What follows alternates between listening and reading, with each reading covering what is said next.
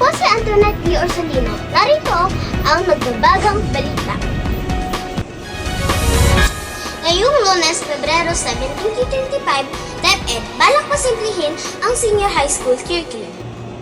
Sinasabi ni Department of Education, DepEd Secretary Angara, na binabalak nilang reviewin ang curriculum ng senior high school upang mabawasan ang ilang mga asignaturang at makapag-focus ang learners sa concentration. Sa isang talumpati sa 2024 Regional Conference on Educational Planning in Asia, ipinapaliwanag ng kalihim ng education ang kahalagahan ng pagiging mas flexible ng senior high school curriculum. Ayon sa kanya, kung mababawasan ang bilang ng core subjects sa senior high school, magkakaroon ng mas maraming oras ang mga students para sa on-the-job training o work immersion na hinihingi ng industriya.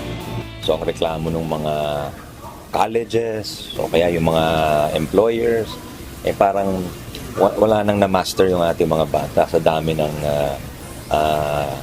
sinusubo sa kanila.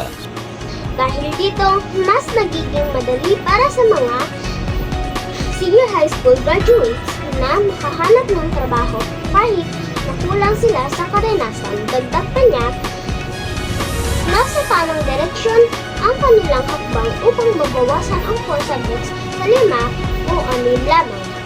Kamakailan lamang ay sinasabi na rin ni Angara na masyado na raw crowded ang basic education curriculum ng Pilipinas ayon sa education experts mula sa ibang bansa.